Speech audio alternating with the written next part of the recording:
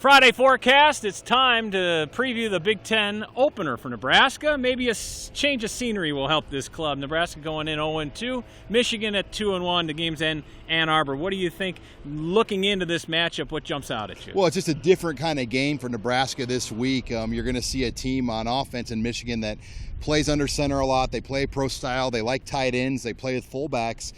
Compared to the previous 2 weeks, Nebraska has seen spread looks, up-tempo, hurry-up offenses. Then on defense, Michigan is a traditional four-man front. They play man-to-man press coverage a lot. So it's very NFL-like. It's very Michigan-like. I mean, the traditional Bo Schembechler type of Michigan style of football they've always been accustomed to. This is the fourth meeting between these two teams since Nebraska joined the Big Ten Conference. Old Legends Division rivals getting at it on Saturday. Nebraska leads the series 2-1 since joining the Big Ten. Obviously, the quarterback situation is up in the air as of early in the week, and how do you look at that? How does Martinez's presence change the equation? Well, we know early on he's practiced, he's been out there. I mean, he went through warm-ups on Saturday against Troy, so I think everyone expects him to play in this game, and I think it's going to make a big difference. Just his mobility opens up so much in the run game, and Scott Frost talked about it earlier in the week. Michigan does such a great job shutting down the run, and without Adrian Martinez, I just don't see Nebraska's running offense being very consistent. I think having him gives them just that element to have the zone read, the quarterback run game, just to maybe free up more things for this offense on Saturday. The message after the loss against Troy from Scott Frost was you're either buying in or maybe you should take your business elsewhere to his team. How do you think the team has responded? Frost saying that he wanted to get ahead of the situation before it got out of control, and I don't think that there's a huge problem, but he definitely made a statement pitch, a purpose pitch on Saturday. And I think initially people were like, "Oh, who are the players? What guys is he talking about?" But it had to do more, as you said, with just getting in front of things. And last year we saw this locker room turn. I don't know what the specific moment it happened was, but there were some moments after the Illinois and Rutgers wins where things just kind of went downhill fast, and it turned in a hurry. And he's trying to prevent that from happening. You're looking up front, a huge challenge for the offensive line because Michigan has one of the best fronts in America. Yeah, you look at that defensive line, you've got Rashawn Gary at defensive tackle, a former #1 overall player in the nation in the Rivals 100.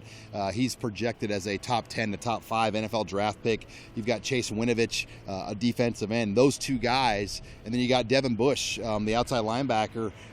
Those are three high-level NFL guys Nebraska's going to see. And when you look at how Nebraska's tight ends and offensive line have blocked on the perimeter, it's not been pretty. So they have their work cut out for them this week going against the best defensive talent by far they've seen this year, and maybe they'll see all season. And on the other side of the football for the Wolverines, Shea Patterson gets a lot of love, and rightfully so. He's played very well the last couple of weeks. Right, and it's been interesting to watch his development because he's really not a traditional Jim Harbaugh Michigan quarterback, but we've seen Jim Harbaugh over his career dating back to even the 49ers, doing things with guys like Colin Kaepernick that didn't really fit his DNA, and he won a lot of games going to Super Bowl back then. So I think he's had to adjust a little bit with what he does with Shea Patterson, but it's almost a better fit for today's college game. I think the traditional three-step drop guy in the college game is few and far between, where Shea Patterson's ability to move around and create gives them an element to the offense they really haven't had under Jim Harbaugh since he got to Michigan. You mentioned Jim Harbaugh. He's in his fourth season, 30-12 at Michigan.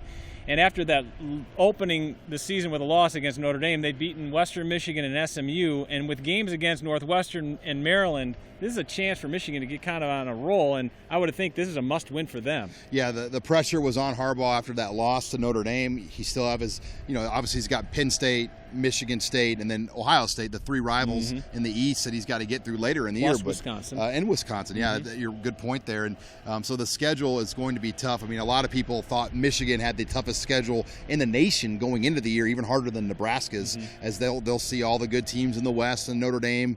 So yeah, they're out on Jim Harbaugh right now, but for now, they're in a pretty good spot. 18-point favorites at least going into Saturday. Yeah, 19th ranked Michigan hosting Nebraska in the Big Ten Conference opener. They'll kick it off just after 11 o'clock Central Time. The game will be on Fox Sports 1.